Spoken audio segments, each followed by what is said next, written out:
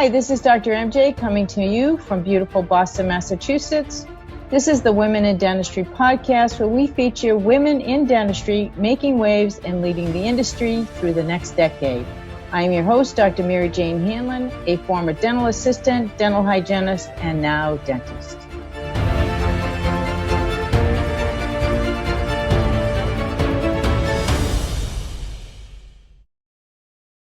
I'm very pleased to introduce you today to Pat Crane Ramsay. Pat began her dental hygiene career in clinical practice after graduating from Forsyth School for Dental Hygienists in 1966. After 22 years in clinical practice in dental offices in Bedford and Fall River, Pat's professional career expanded into a variety of areas. She's an experienced administrator with skills in operations management, event planning, volunteer support, friend and fundraising, healthcare, and public speaking. She possesses hands-on experience in social media and its importance in today's world. Pat's professional career also includes volunteer involvement in organized dental hygiene. She was instrumental in the development of the Southeastern component of the Massachusetts Dental Hygienists Association. She served on and chaired multiple Mass Dental Hygiene Association committees, held multiple offices, including that of president. Her involvement with the American Dental Hygienists Association included serving and chairing multiple committees and councils, serving as District 1 trustee and president of ADHA. She also served as the first chair of the ADHA Institute for Oral Health, which was created to provide educational scholarships, fellowships, research grants, and community service grants to dental hygienists throughout the country. It is now my pleasure to bring you to my interview with Pat Crane Ramsay. Pat, I am so excited to have a conversation with you. We've obviously known each other for a very, very long time from our Forsyth days, and I'm really excited to share you with the audience. So if you would start by telling us a little bit about your story and how you got into dentistry, and then we'll go into some questions and we'll take it from there. Don't forget to hit the subscribe button to our channel, and also don't forget to hit the bell so you never miss out on a single episode. Thanks so much. Okay, this is nice. I'm glad to have the opportunity too, because now that I'm retired, I don't get to see anybody. So I have a different life now. Well, I first want to say that, did I dream of being a dental hygienist from the time I was 10? Absolutely not. I grew up in the 50s and 60s, so I was a 60s kid. Things were expanding, but you looked at choices of nursing, teaching, secretary. I didn't want to be a secretary. And my home situation, my father had been very ill most of the time that I was growing up. Actually, he died 2 weeks before I went to dental hygiene school. And being the man that always took care of his little girl, the insurance covered the tuition. But because he was sick so long, I mean, finances were tight. It was before the time of college loans and all this stuff. So I knew I had to find a career that would take 2 years of college, something that I wanted, something that would be interesting. I was a good student, so I wanted something that was going to be challenging. I did have an uncle. My mother's youngest brother was a dentist, but I never had been to my office never had a hygienist. So he kind of guided me towards dental hygiene. And that's where I started. I was a clinical hygienist, and I absolutely loved clinical practice. I went to Forsyth, and I thought, clinical practice, that's what I love. It was a great time to be at Forsyth because we were going out to the Crittenden Home for Unwed Mothers, cleaning teeth up in the attic, going to the industrial school. We did some training at Tufts. We did social dentistry. I can remember being out on the street taking surveys on fluoride, and was not the most exciting thing I ever wanted to do. And I thought, maybe public health is not for you. We worked in the clinic at Harvard as dental assistants. I was a terrible assistant. I'd never worked in a dental office. That wasn't what I was in dental hygiene for. I graduated from Forsyth and went out into clinical practice and fell into the perfect practice. The first day I got there, the doctor introduced me to each of his patients and my patients as the dental hygienist who worked with him, not for him. I wasn't the girl in the office. I was the dental hygienist who worked with him and my specialty was prevention. I thought I died and went to heaven. Oh, who was that? Paul Sickard in New Bedford, not downtown Boston, faculty in New Bedford. And he treated his patients with care.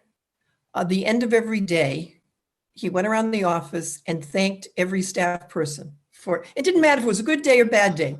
Before you left the office, he had come personally and said, thank you for what you did today. So as I said, I stayed 16 years. I would have stayed 16 years too. Right. And I didn't leave because I was unhappy in clinical practice. I never saw myself doing anything else but clinical practice. I didn't want to teach. I couldn't stand teaching. And he had cancer. So I wasn't leaving while he had cancer. He was out of remission. And an opportunity came to go to work at Forsyth. In the midst of this, I'd already gotten involved with the state association and the national association. So I had some organizational skills, and Forsyth already had a director of alumni and continuing education, Pat Conley Atkins. I remember Pat. Mm-hmm. And she was going off to have her first child, I think. Yeah, it must have been her first child, Sydney. So she and Linda Hanlon were going for a walk one lunchtime, and they're going, you know who'd be the ideal person for this job? And Pat said, yeah, but she'll never leave clinical practice. And the next day I called her and I said, you know, I'm looking for something. It was this dead air. So I was in for an interview, I think the following week. And I had mixed feelings about, you know, I have to tell Dr. Sickard I'm leaving. That was one of the things. So I went to Forsyth, and it was right back at Forsyth. And I thought, boy, when you were in this lecture hall, you never thought you were going to be here on the administrative staff. That's the last thing in the world I thought I'd be doing. So it gave me an opportunity to work with alums. And Forsyth has quite a cadre of alumni. And I think I've shared with you before that actually the first president, the female president of the ADA is a Forsyth grad, was a good Forsyth grad, Geraldine Morrow. Geraldine Morrow. Yeah, I did some investigation when I was searching for the female leadership of the ADA and realized that she had passed away. I was kind of sad about that. Yeah. And what's interesting about her, when I was at Forsyth, she was on the board of trustees, I guess, and I would say, I'm going to ruin her reputation, because she never would put that she was a Forsyth grad at that point, because she was fighting that bias. And so I said, I'm going to do an alumni spotlight on her, but maybe I don't want to do that and ruin things. Yeah, exactly. But one of the things I found out from Barbara Schultz was that Dr. Morrow was in the first Forsyth fill and drill project. I mean, we all know the one from the 70s. They had one in the 50s where they were using dental hygiene students, not graduate hygienists like they did in the 70s. And Geraldine Morrow was one of those people. Wow. And you don't find that anywhere on her resume either. But those are the secrets when you talk to Barbara Schultz. She must have been one of your instructors. Yeah. She was a force to be reckoned with, Barbara Schultz. Yes. She was a force to be reckoned with. I can't say that she was my favorite clinical instructor. I thought I was back in the Catholic Girls Academy when, you know, she talked to you. But I was very happy in later years that we were friends, that we consider, you know, we got to a relationship that, I mean, she was just the epitome of what dental hygiene education should be. I totally agree with you. Totally agree with you. So then let's see, what did I do from there?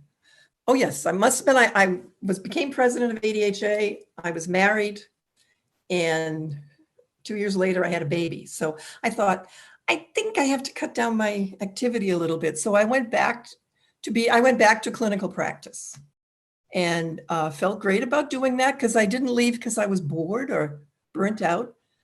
I was in a practice. My husband had a flower shop that we co-owned.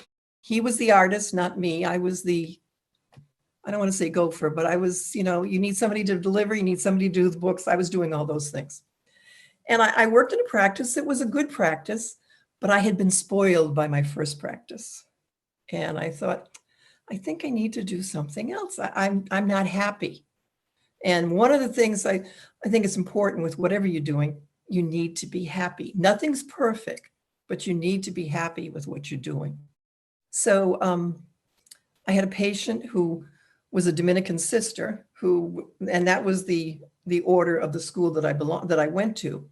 And we were talking and she said, we're looking for a development director. And I went, I've done that. So I looked and I ended up back at the academy and at the convent. Actually, my office, which is the largest office I've ever had, was my first grade classroom. Oh my goodness. Which was can you imagine having that as an office? I had the area for the typewriter, the area for putting the newsletter together, and it was great. And I think one of the things you need to do is, people would say to me, well, how did you have the skills for that? And I look at dental hygiene, healthcare provider skills, and organizational development skills. When you mesh those together, you've got building blocks for almost anything. I couldn't agree with you more. And the other part is you have to be like a sponge and read and just absorb everything from everybody. I'm one of those people that if I go to a tennis lesson, I've already read the book because I need to know what the words mean that you're going to be saying at me. So, I read everything on development. I went to every conference that I could go to. And I had the opportunity to work with two boards, an alumni board and a parent board, people with different interests. I was there at the time when the school was celebrating its 100th anniversary. So I coordinated a whole year programs that went from the typical mass to organizing alumni student basketball games and alumni student glee club concert, all kinds of fun things to do. But it's those same organizational skills. Whatever you do, this was with nuns and this was with someone else. But strangely enough, I'm a product of girls' education from kindergarten through dental hygiene school. And at this particular academy, you could do anything you wanted to do. There wasn't anything that was that was going to stop you. There were no barriers. The world was there for you. We were probably women's libbers before we even knew what it was. Right. Yeah, we didn't know it, but something had to be done. You did it. So it was a great background for me. And so I was there about 6 years, and it was convenient because my little child is now growing up and going to a school down the street and coming over to mommy, and I sit him in the other room with a book and a drink and don't bother me. I'm having a meeting, one of those things. It was something you couldn't do in a dental office. I couldn't do in the alumni office at Forsyth, but I could do it there. So it was fun. And now, was that your last position or? No, that was in the 90s, early 90s. Wow. Early 90s. And things happen in life. I mean, all of us face all kinds of things that you didn't think were ever going to happen. Deaths, divorces, losing jobs. My nuns left me. They merged with a group in New York, and I wasn't in a position where I could move to Newburgh, New York to be the development director. Right. So now I'm looking again. And I thought, I have fingers. I could go back to dental hygiene. Yeah. And at that same time, my husband died. So I have a 7-year-old. I'm a single parent. My job is disappearing. So I ended up temping. I worked for Procter & Gamble as an educational consultant when they were first promoting chlorhexidine. So I was doing lectures and so put things together so I could get through. Living with my mother. So, there were some bonuses there. And all of a sudden I got a call from a dental hygiene friend of mine and said, I know of a job. 2 of my dental hygiene friends who didn't know they knew me were in Chicago at a meeting, and one goes, oh, I know Pat Ramsay. Oh, what is she doing? She's job hunting. I have a job. And that was how I ended up at the dental board as an investigator. Wow. I didn't know that story. And it really wasn't what I wanted to do because I wanted to go into development. And my mother sat me down and said, you need health insurance. It's a job. You need health insurance. So she said, take this job. You don't have to stay. You're going to go when your dream job comes up. then fine. You can leave and do something else. So I was only an investigator for about a year and a half. And it was funny when I would go into an office, and I always had my business card to give it to the secretary, and the doctor, if they recognize me, oh, I know you. And it was always the same question. What toothbrush company are you working for? Because that's what dental hygienists who go, they're selling toothbrushes. So I would just say, look at the card. Look at the card. So then there was a little embarrassment because they knew that the dental board didn't come visit you because you'd been very good. And I shouldn't say that, because I would always tell consumers that because a dentist has a complaint doesn't mean that he's the worst dentist in the world. Because there are very bad dentists who've never had a complaint, and very good dentists who had a complaint for maybe not a real good reason. They might have been having a bad day and they were a little rude or whatever. Shouldn't lose your license for rudeness, because we'd have lots of people looking for jobs. So then I'm trying to follow my career. It almost sounds like I can't keep a job. The executive director of the dental board happened to be a Forsyth grad. I think there have been 5 of us. That have been, Wow. yeah. Jan Selwitz, Kathy Fear, me. I guess it's 4. And there's someone there now whose name I can't remember. Barbara Young. Barbara Young, yes. Who, I mean, she's an attorney, but she's originally a Forsyth grad. I did not know that. Yes. Yes, Barbara and I are on a first name basis. Oh, okay. You know, whenever there's a complaint that comes from Tufts, I have to go before the board. So, yeah, so, you know, Barbara and I know each other pretty well, unfortunately. But, you know, that's part of the job, right? Right. I mean, that's one of the things that I really, when I got to the dental board, I didn't know how I was going to like it, because I used to be the hygienist from the association that went and sat there with all of this stuff. And it was probably a job where I thought everything I've done in the past has come together. It's all here. I had a little flack because I was a hygienist. And one of the dental board members said we were talking about, there's never been a chairman of the board that was a hygienist. And you can be secretary. And so there was a discussion that went on, and I said, they're full voting members. They can be, the hygiene member can be the board chair. And this doctor that we're very good friends, and he said to me, but what would a dentist do? How would they feel if they got a letter signed by a dental hygienist? I said, oh, that's right. Because now I write the letter and I forge your signature to it. And so he turned to me and said, so it's not the smartest thing I ever said. And I did. We went on with this with another board member. And I said, if I was on this board, I'd be chair. And he said, if you were on this board, I'd nominate you for chair. There you go. So, you have to go about it in a certain way. If you come in with a hammer, they're going to swing back.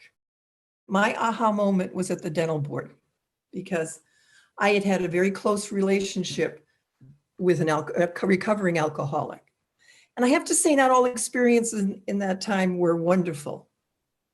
And you wonder why you go through those things. And one of my roles at the board was to deal with the impaired practitioner through their probation or suspension. I worked with whatever the committee was named then, with Dr. Leo from the Mass Dental Society. I know it's wellness or something now. And the state also had the MPRS, and I'm not even sure if they still have that, but for impaired practitioners. And one day I got a Christmas card from a dentist who had lost his license, and I had worked with him. And it was a Christmas card thanking me for all that I had done for him. And I thought to myself, what you went through prepared you for this, because I had a better understanding of where they were coming from and, what they were going through. I mean, I wasn't an enabler, but I understood.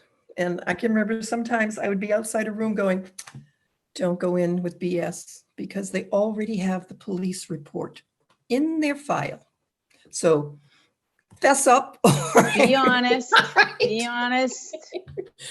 And I would say to some dentists, Only answer the questions asked. It's their job to prove you're guilty. Don't hand it over to them.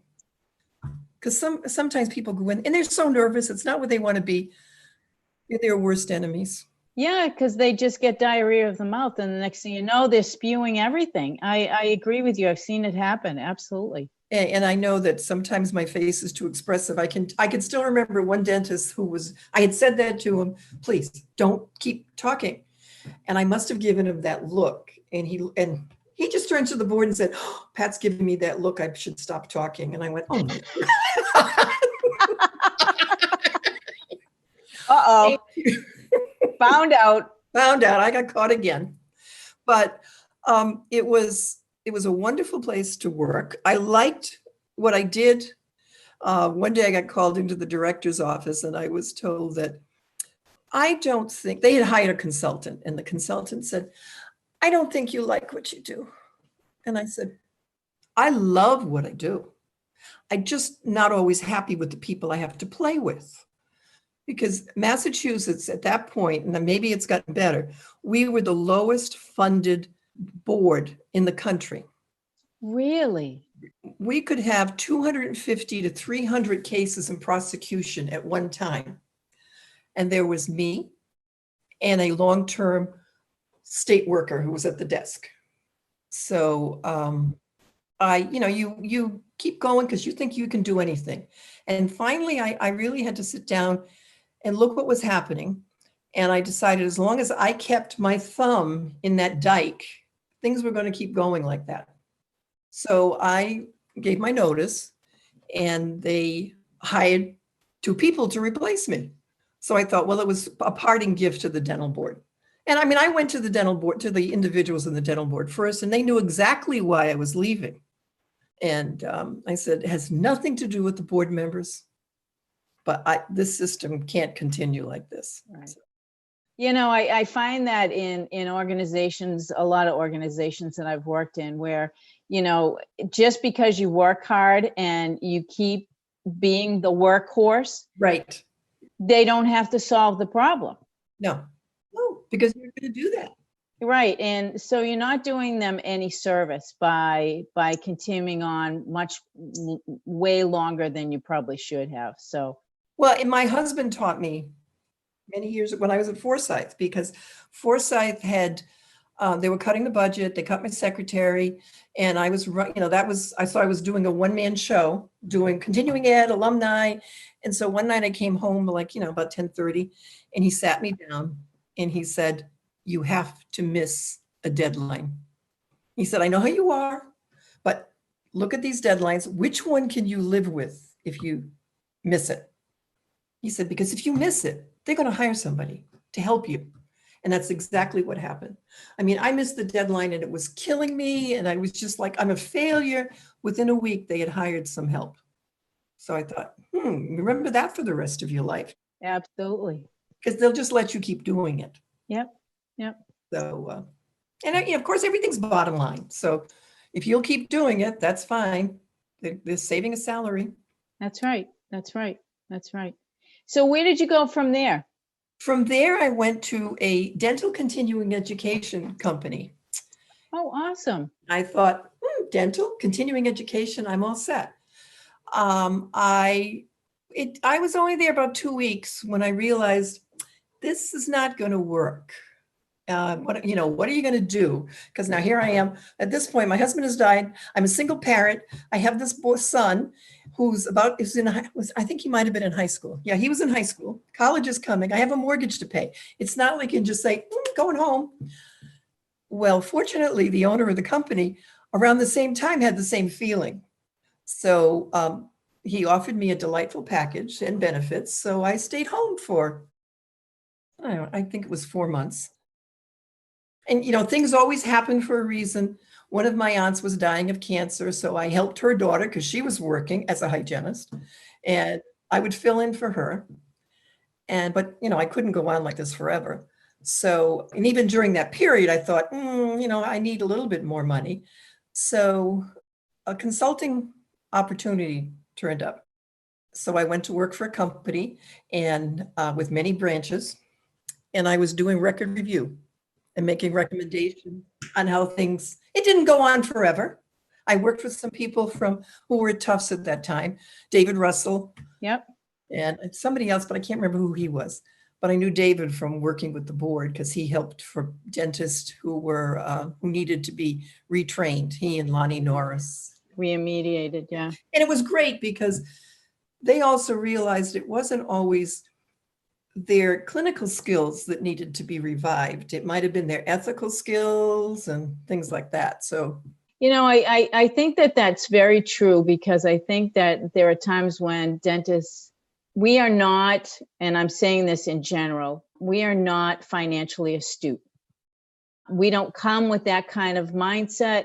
You have to search for that, and you have to go find it in order for you to understand the financial side of dentistry, the financial side of money management, all of those things. And unless you do, and that it's one of my biggest concerns about students, especially with the amount of student loan debt that they have, is if they don't start out the right way on day one after graduation, if they go out and start spending money and doing those crazy things, they aren't going to have any money in their 60s and 70s, because it just doesn't ever get better. no, it's overwhelming. Yeah, you have to learn how to control that from early on. Absolutely. And one of the things I would do when I was at the board too, I got so annoyed with these complaints that were open because records were not released. To me, that's one of those easy things, oh, please. So I would call up, and of course the dentist would rant because the patient hadn't paid the bill, blah, blah, blah, blah, blah, blah. And then I'd listen and, yeah, I understand. And I'd get down to the end and I'd go, okay, now if you refuse to release the records, I'm going to have to fill out a form. You're going to be in the office. You're going to be called into the office. You're going to miss a whole day of production, and you're still going to have to release the records. So right now you can charge the patient, but if we go through this whole thing, the board's probably going to tell you that you can't charge them. Oh, it was never explained to me like that. Okay, let's do it easy. There are two ways to do this. Exactly. But you can't do that on every case. But it was the records, but like, let's cut the paperwork out on this one. So where did I go from that? Oh, I did some consulting, and that was interesting because there would be new grads who would come into wherever they had parked me in the office. Maybe I was in a closet on a laptop. I didn't care. I was getting paid well, and they'd ask questions about, how do I handle this? I mean, not dental questions, but more those ethical questions. They knew I had worked at the dental board, and they were trying to avoid some of that stuff that happens to people. So then I guess I listened to one of your podcasts, and whoever, I can't remember who it was, but she talked about serendipity. And I thought, that is how there are some of us who make lots of plans and goals, and some of us come on these things serendipity. All of a sudden, Forsyth has gone over to Mass College of Pharmacy. The person who was the alumni director is moving to Florida, and she calls me and says, how'd you like to come back? And I thought, wow, how many years? This is like 30 years later, and I'm back as alumni director at Forsyth. Same job, different location. So, it's not like you're back at the old thing. There's so many new people that you're dealing with. And so I was there. I guess and the school there were alumni who were upset when Forsyth came over. And I think it was a good move for Forsyth. It probably wouldn't exist now not that they had a choice. So I was there, and I knew some of the complainers. So I would listen again, not argue with them you just have to accept this. But okay, who are you angry with? Are you angry with MCPHS, or are you angry at the Board of Trustees at the Forsyth Dental Center? Let's put the anger in the right place. And that worked out. So that position as a director of Forsyth programs only lasted about 2 years. And then I became the director for all of the alumni programs in all of the healthcare programs at MCP. And now they at that point, they had 3 campuses. 2 in Massachusetts, the one in Worcester, Boston, and then Manchester. Wow. That was comfortable. You know, it was using the same brain cells. And then for the last 3 years at MCP, I had a new position, which was called Director of Student Compliance, which is one of those things like, what does that mean?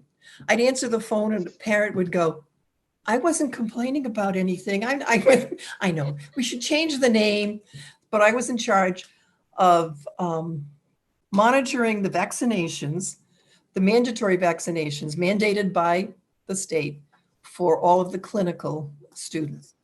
So, you know, what I learned was that people think that students coming into college are really high tech. They're high tech in what they want to be. Mommy is still uploading the records and, you know, yes, we've been mommies, we know. They're still uploading the records. And one of the things that I would do, I would always speak at Parents' Day. And I'd start off by thanking the parents. And I'd say, I know that any of these kids who are in compliance, it's because their mothers and fathers worked very hard to do this. And, you know, I'd have students that would come in, the ones that are going to fight the system. And I go, there's no way around this. They'd come in and show me they had blood work. They would have a little Band-Aid on their arm. I said, that's not documentation. Yeah. Let's have a little lesson on medical record. Oh, good Lord. Yeah. Or show me the documents on their phone and say, oh, are you giving me the phone? Because that's the only place that the documents are on right now. So, and I don't have room in this little closet to keep your phone and 100 others. Go to the library, print the records. I'll upload it. I mean, there was a system to do it. There was a software, but you know, there was too much to do it. Too much to ask. Yeah, I had some people that would say to me, you shouldn't do that. And I think, I want them to be compliant. I don't want to have to report them and then they're going to be pulled out of class and I'm still going to be doing this. So let's just do whatever we do to get it done. Cut through, make a straight line right to the end result, right? I'm 100% with you, Pat. I'm 100% there. Absolutely. That was the end of my career. I retired in 2017. Wow. Yeah. I graduated in 66 and I will admit that I was 71 when I retired. The day comes when you think, I can't do this anymore. Right. There's something else in life. And there, you know what? I agree with you. I'm not quite there yet, but I am. You're much younger than I am, MJ. Well, I know I am, but not by a heck of a lot. And I realize that, you know, time is too important. I can appreciate now, you know, my grandson's 2. I've got another grandbaby on the way. She's due November 2nd. I remember when we were talking about college search. Yes, exactly. And so it's all gone by really fast. Like I still, you know, think of myself as that 29-year-old girl that got pregnant and is having her first baby, you know, like where did the time go? Like so many things have happened and I'm sure that we all feel that way. But you come to a point where, okay, this craziness is not worth, all of this craziness is just not worth it anymore. And there are other things that I want to do, like stuff that makes me happy, like digging up stuff in my yard and you know, making something beautiful, taking pictures, lots of things, you know, make me happy. But, you know, working every day as hard as I have been working through COVID, like many other people, it's been a challenge. Well, it's thinking of you as the 29-year-old and being pregnant. I was president of the American Dental Hygienists Association when I was pregnant. Oh my gosh. And had morning sickness every morning. It got to be a joke that whoever I was rooming with that time would wait until they heard the irping in the bathroom and would know, okay, we're going to have a good day. Yep, it's over with. I got married when I was president-elect. Can you imagine a poor man marrying a woman who's president-elect of ADHA? No. God bless him. Actually, it was a dentist who told me I was pregnant. I think I was at the midwinter meeting in Chicago, and we were at some meeting that we were sitting next to each other every day. And on the third day, he said to me, when you go home, you better have the test, because when my wife looks like you look, she's pregnant. I went, I'm not pregnant. I haven't been home long enough. I was wrong. You were wrong. It didn't take long, right? No. So I had my baby when I was past president, and I was almost months away from being 40. Oh my gosh, that's amazing. What a great story. What a great story. So you've had such a varied career. It's an amazing career in dental hygiene, in dentistry. I mean, overall, I mean, you've just done so many amazing things. You know, is there a piece of advice that you got that really helped inspire you and kept you on track and doing more and gaining more knowledge and more skill sets? I always have to think, my mother would always say, no matter what was happening, things happen for a reason. And I have to admit that when she even looked like she was going to say that, I'd go, don't even say it, don't even say it. And as you get older, you start to see those, yes, they do, as much as you fight it. And I think what happens is it might be something horrible, but you develop some skills to deal with that. And if you look at those skills, you use them somewhere else. And the next time, the other one is, what doesn't kill me makes me strong. And sometimes you feel like you've become too strong, but it's that kind of stuff that, yes, every one of us faces things that we just put our heads under our pillows and go, I'm not coming out. This is it. It's over. And so you let yourself have a little breakdown for, an hour or two, and then you face the problem. Whatever the problem is, what do you need to do to change it or to get around it? Coping skills, I have some. One of them is picking up my latest knitting project. There you go. Blindly knit, and it's all going to go away. Or you call a friend, not to wallow in self-pity, but to see how they're doing, especially during this COVID time. And then if all else fails, there's always wine. Love it. Fortunately, I usually don't have to get to that last one, the knitting with a friend or whatever. You face life and say, okay, put on your big girl pants and move on. I remember when I was trying to make some decisions about, my practice and buying another practice. I had wanted, I wasn't quite as busy as I really wanted to be in my Lexington practice. So I started to look for another practice. And I knew that Maine had some great practices, and I knew that, they were struggling finding dentists. So I had a conversation with a broker, and I went up there and started to look at different practices and stuff. And I saw an amazing practice that I really wanted in Augusta, right below the State House. And I was driving home that day and I realized, oh my God, you're trying to escape.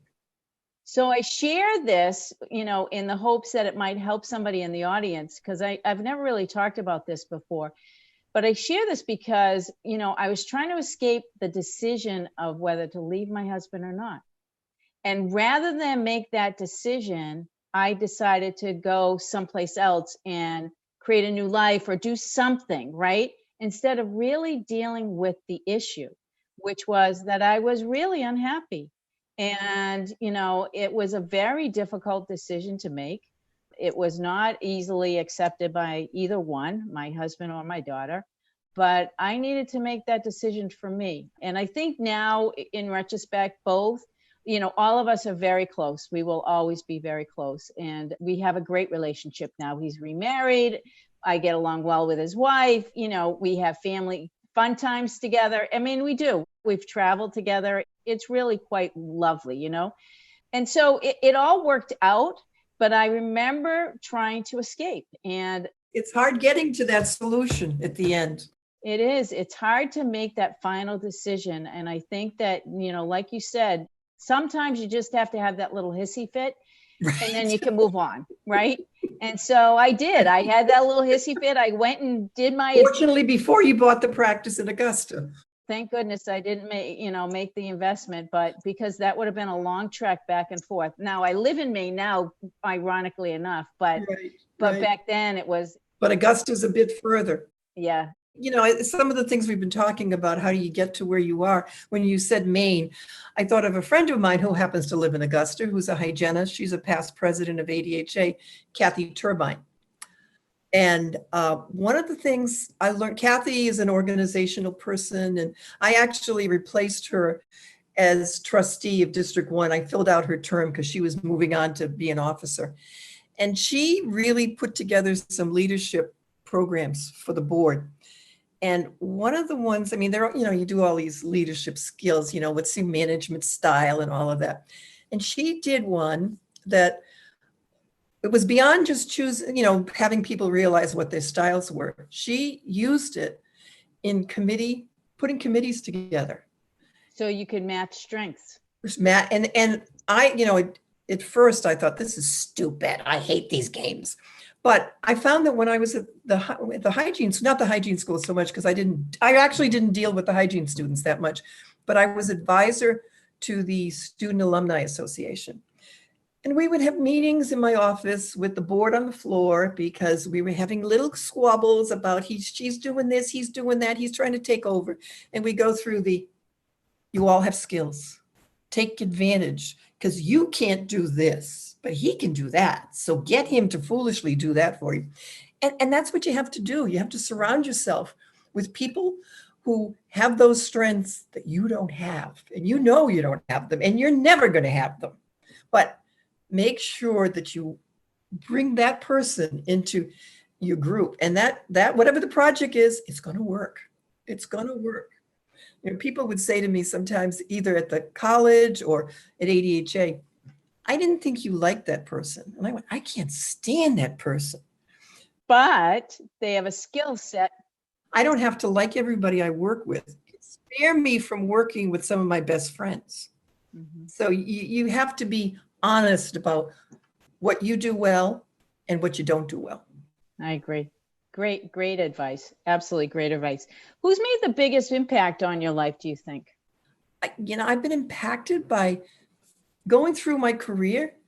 As I said before, Dr. Sickard had the biggest impact on my dental hygiene career, how to be a dental hygienist. I mean, I graduated from Forsyth at a time when we didn't even use curettes. I was in the dark ages. We were sitting on bar stools. So I learned a lot about taking x-rays, about doing all those things. So he had the biggest impact. And I probably, as a hygienist, it's not good to say that the dentist was the one that had the biggest impact on your professional career. But he sounds like an amazing human. That's why he had an impact. Yeah. I can remember one of the things he would say when he was teaching, talking about dentistry to patients. He would say, my job is to tell you about the Cadillac of dentistry and the Rambler of dentistry. And it's I need to tell you about all of it, not my decision as to what you can afford, what you want. I mean, he's not going to let them go off and do something stupid, but he was the teacher. And he'd help them with their decision, but he wasn't going to decide, oh, this person couldn't afford this or should be getting this because they can afford it. Right. You know what? That's really great advice. And I find that the students struggle with that quite a bit. We always do a high, medium, low treatment plan. And, it's the students struggle a lot with that. I think that presentation skills, presentation skills is one of the most important skills you can learn while you're in dental school. So obviously he learned it. But I think that, you make a great point where, he took time to educate his patients. And that's what patients want in return. They need to know what you're doing and how you're caring for them, more than anything. It's about that person. And like you said earlier, horrible dentists don't get in front of the board of registration and great dentists do. Why does that happen?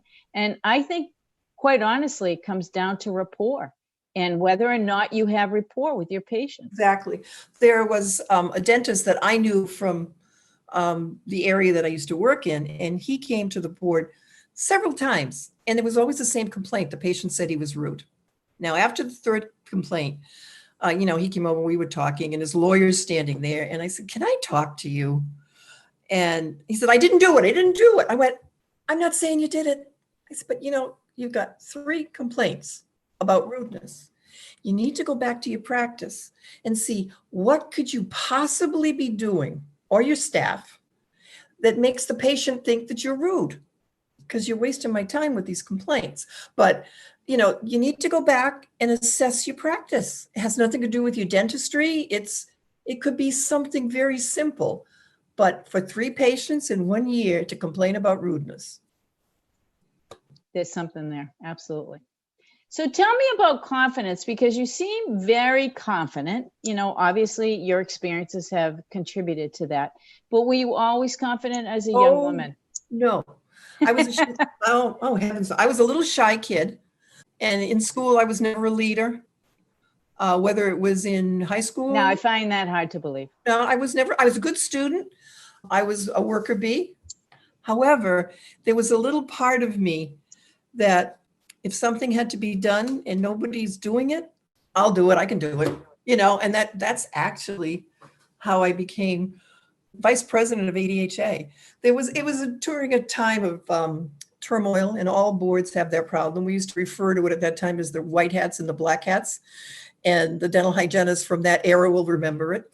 And this older hygienist was the editor of ADHA's bulletin and had a journal and had been president way, you know, in the dark ages, came up to me at a House of Delegates after the nominations from the floor were completed.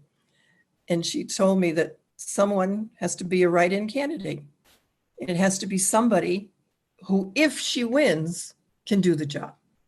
And because it was Wilma Motley, and I guess I was so impressed that she thought that I knew I could do it. And so I'm the only write-in candidate who's ever been elected president of ADHA to this point. Wow. So that's, I mean, you know, and California didn't vote for me. And I guess I've always been blunt and honest. Well, no, you're not blunt, you're direct. Direct. Okay, I'm direct. All right. There's no gray. There's black and there's white, and you're It's direct. like when people tell me that I'm negative, I go, I'm not negative. I'm a realist. So the following year, I guess maybe 2 years later, when I was running for president, California invited me to their district caucus, and the person from our district, who was, you know, the usherette, said to me, "Now, when you go in there, don't start anything with them." So I said, I'll be good unless they don't, but if they start. And one of them got up and said that they were very upset because they never knew that I was running. And I wanted to say there was a reason, you know. And I just looked at them and said, and something else was said, and I went, "You brought it up. Now I have to finish it." You know, that's because they had actually, California had tried to impeach the officers, and which was, I was really annoyed with that it was, you know, foolish. And what do you do to people's reputation? Absolutely. I mean, I was at a Forsyth Alumni Board annual meeting, and the president, Jack Hine, you remember Jack, he gets up. I do remember Jack, yep. And he thought he was being funny. And he said, "Oh, you know, we're so lucky to have Pat. It's going to be president of ADHA. It's too bad she's probably going to be impeached." I didn't think it was funny. No, of course not. And I brought that to their attention. I said, when I'm embarrassed in front of a group of hygienists by the comment, "You don't think you're bothering, you're doing anything to our reputations." Well, you are. And I got an apology. There you go. You know, it brings up an interesting conversation that we started a little bit before we started the recording. You know, you've been around the block for a very, very long time. That's a nice way of putting it. Well, what is your experiences? Because, you know, even from my childhood, you know, because I started working for a dentist when I was 14, so I remember those days. You know, I noticed how differently I would be treated than the men. So I just curious as to your feedback on your journey through dentistry and what it was like to work with all of these men as the dentist, always the dentist, and because there were no male hygienists back when we were going to school ever. That wasn't allowed the state law said she until about 1972 or 73. Isn't that amazing? Yeah. Isn't that crazy? It says she, so no one else can do it. Oh my gosh, that's ridiculous. So when you've been around the block for a long time, you know some of that history. Yes, yes, yes. So what has it been like? Have you had occasions where, you've really noticed bias and that it's been uncomfortable? And have you been able to get to a point, did you get to a point in your career where you were able to, just face it head on? Yeah, I think probably when I started, I was fortunate that I didn't work for a dentist that was like that because I wasn't the girl in the office. But getting involved, I was involved with a lot of dental committee work, and I tried different ways of doing it. Of course, in the 60s, yes, we were women's libbers, but we knew that women were second place. I mean, I was also a member of the Catholic Church. A woman is not first place. So I can remember being at one dental society committee meeting. I was on several committees as a consultant because you couldn't be a member. And I was the only woman in the room.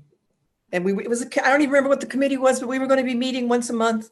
And I got handed the pad of paper To take notes. to take notes. And so I said, oh, is everybody going to take a turn? Play dumb blind. Is everybody going to take a turn doing this? And they looked at me like, no. And I went, oh, I think that's strange. I noticed that when it's an assistant, a hygienist, and the dentist, the assistant takes notes. If there's just a hygienist and the dentist, the hygienist takes the notes. And if it's just the dentist, you call in a secretary from the staff. We're in the Mass Dental Society office. I said, so I handed the paper back. I said, call the secretary. My poor boss got a call the next morning about that brat that worked for him. And he said, I would have told you the same thing. Exactly. But it's not just dentistry. It's that male attitude, and females have fallen into it, that you think about, I'm sure it's happened to you, that you say something intelligent and the male looks at you and goes, wow, that came out of a woman. Didn't say it out loud, but you can tell that's what he's thinking. Didn't say it out loud. My boyfriend and I were at some political party, and I was sitting next to this man who's very involved in state government. And so Bill said, gee, he talked to you for a long time. I said, I got the feeling it's the first time he's talked to a woman that knew anything, because that's how he was. He was like, wow. I thought, oh my God. And every time he said, wow, I wanted to kill him. He thought he was flattering. I know. So, I have a male child, and you wonder, what we had a conversation a couple of years ago around the time of the Women's March. And he said, well, you've never had to deal with that, have you, Mom? And I went, Oh my gosh. are you kidding? And I told him various things, and he was shocked. He was shocked. So I was proud because the Women's March in Rhode Island, my son was there wearing the pink hat that he'd asked his mother to knit. So even though, I wanted to be there, but I wasn't. But I thought, well, my kid has listened. I can remember testifying at a dental board meeting when I was president. And one of the board members, who had been a classmate of my uncle's, but they weren't friends because he told me what a jerk he was. He actually came over to me and said, you did a good job, and patted me on the behind in the Gardner Auditorium. I was like, this was back in the 70s. And I turned to him and I said, that is not just the behind of any woman. That is the behind of the president of the Massachusetts Dental Hygienists Association. And you will show respect. Now, my boss was standing there. He said, I was going to take him on, but he said, I was just dying that you handled him. So every time I saw him afterwards, we'd be at some dental society meeting, and he would stand against the wall with his hands on the wall. And I walked by and I said, I don't care where you put your hands as long as they're not on me. That's right. But things have luckily changed quite a bit since then. And in fact, I was showing a young student the dental school today. And one of the things that I did was show her, our alumni hall where we have all the pictures of different classes. And of course, I showed her, I said, 1920s, 1930s, I said, there was an occasional woman. I said, but, when my class entered, I think we were just about 40%. which was a big deal back then. I remember it was a huge deal. And then when we entered this, when this class, D24 class started, 64% female. Wow. We're taking over. Well, the profession is changing quite a bit. And I do think that, you know, the profession suits females, you know, it really does. So I think that it's a great profession. Dentistry's been a great profession my entire life, you know, and you can come and go, and it's always the same when you come back, you know. There's nothing really, you know, everything changes every day. You know, there's new technology, there's new ways of doing things, but, you know, the actual act of being with a patient, of caring for the patient, none of that ever changes. So, No, but thinking about patients too, when I look at my clinical career, I found that one of the things I liked the most was the phobic patients. yeah. And I didn't realize that until I went back to have after I left Dr. Sickard's office, the new hygienist, I went back and she said, I have to ask you something. Did you have any normal patients? And I laughed. I said, I hadn't thought about that, but those were the ones that were more interesting. It was the challenge there that we all want to challenge. You know, how can you get the person to not, they don't have to like it, but just to be able to be calmly there. And it was one of the things that I really liked about clinical practice. And that's part of dealing with patients, Absolutely. with people of any kind. People and personalities, and we all have our idiosyncrasies. Oh, don't we though? Don't we? You know, you talked about those aha moments and being confident. I can think of my first speaking engagement as a brand new trustee was in Boston, and it was the District 1 and 2 student meeting. So that meant it was all of the Northeast. And here were all these educators and students. And the opening session speaker was Esther Wilkins. Oh gosh, love that woman. And I had never even met her. I mean, she, you know, she was in Washington when she wrote the book, but she was in Washington. So we didn't, and I'm thinking, oh my God, what can I possibly say after Esther Wilkins? Then I thought, well, levity kind of makes you more comfortable. So after she finished and I got called up to the podium, I planted my feet and I put my hands on the podium and I looked out and I said, I feel I've come of age. Esther Wilkins is my opening act. And then I calmed down. And so then I bet. the next few years, often Esther and I would be on stage together and I would always thank her. And Esther, I want to thank you again for being my opening act. She never realized it was a trigger for me to calm down. Yeah. Isn't that interesting? So my Esther story, I can remember, I know you probably remember what color your book is. I won't commit to what color it is because that shows how old I am. It wasn't the first edition. I know that. But mine was blue. So I don't know what, you know. Mine was orange. Yours was the orange. Okay. So mine was blue. And I remember, you know, talking to Esther's niece after Esther passed away.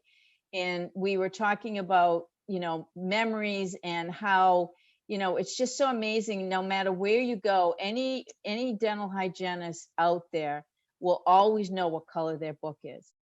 And they will always remember Esther Wilkins because of what she did for the profession. And, you know, I said, I hope she knew that before she passed. Now, I had worked with her a couple of times, you know, in my role at Tufts. But, you know, at that point, she could barely hear what anybody was saying. And you know, she would always smile and she was delightful. And right up until the very end, she was still writing another chapter of her book. I mean, just amazing, amazing woman. Just amazing. One of my Esther stories was that it might have, I don't know what ADHA was doing a feature on her for, but she was on the cover of the book. And I got this panic call. I was no longer involved with ADHA, but one of the staff people who knew me called me and they said, we can't get her to finalize the picture on the cover of the journal. Could you do something with her? I went, why don't you give me a task that's easy? So I called her up and she goes, well, I don't like my lips in this one. I don't like my eyes in this one. I said, Esther, it's a picture. It is not a collage. We ended up, I said, do you like the picture that's hanging outside the clinic? And she goes, oh, I love that picture. Well, they had taken her for one of those sophisticated pictures. I can't remember what we called those things, but the glamour shots. Oh, yeah. Yeah. So I got the copy of that and sent it to ADHA, and they said, now we can go to print.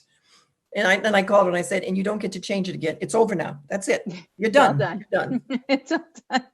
So tell me something, a secret that people would be surprised to know about you. Well, there are a couple. One of them was that I was the only non-nun, N-U-N, on the administrative council of the Dominican Sisters of St. Catherine of Siena. I was the first administrator who was not a nun.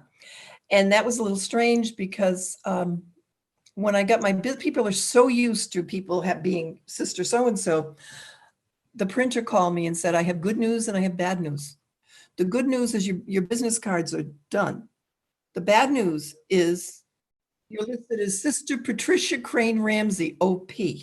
I said, I'll be right down to pick them up. He said, what are you going to do with them? I said, discounts. I mean, discounts. And I would hand them out to friends when they'd say, oh, my husband wanted to know what you're doing these days. Oh, give him my new business card.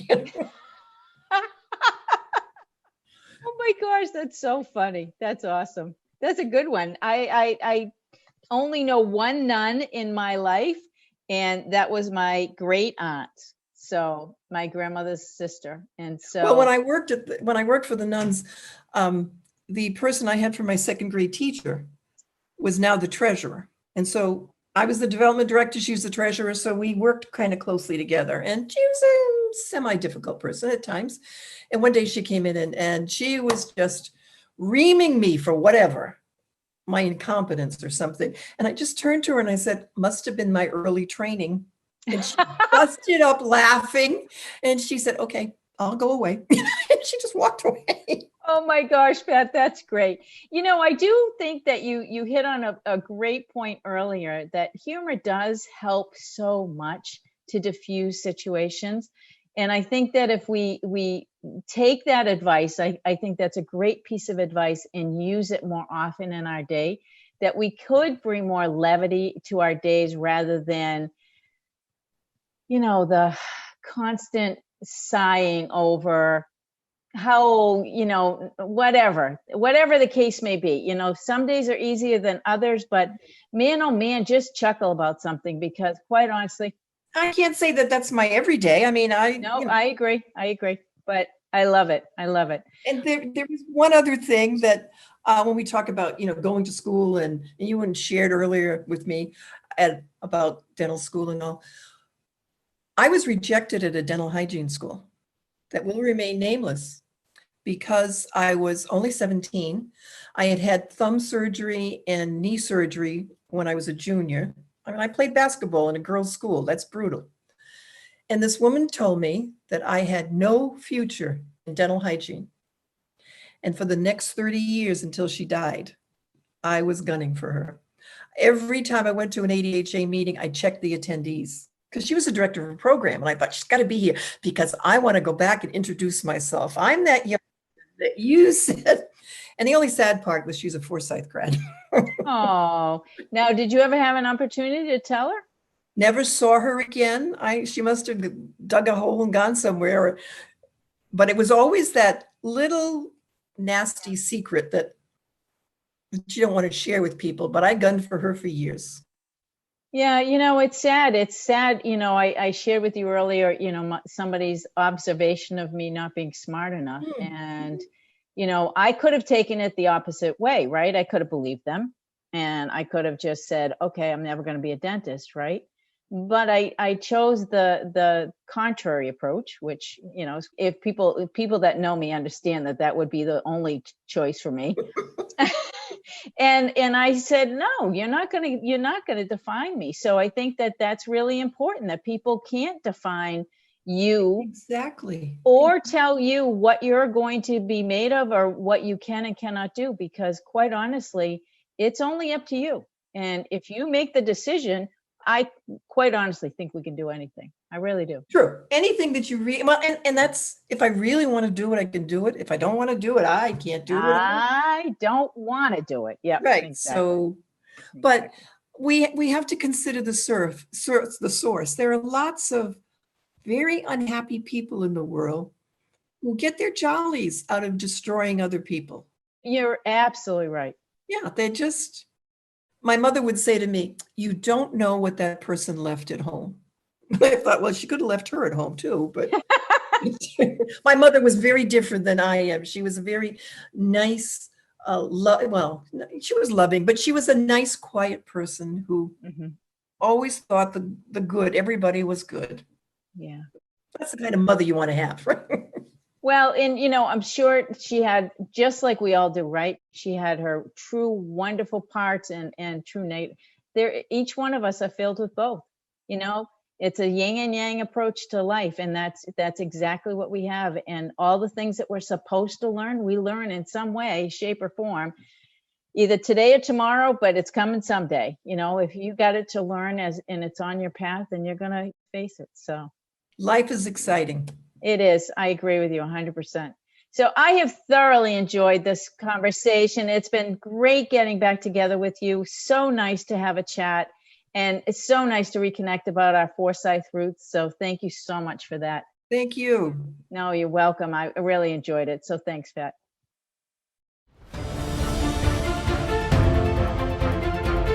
Thank you so much for listening to the Women in Dentistry podcast with Dr. MJ Hanlon.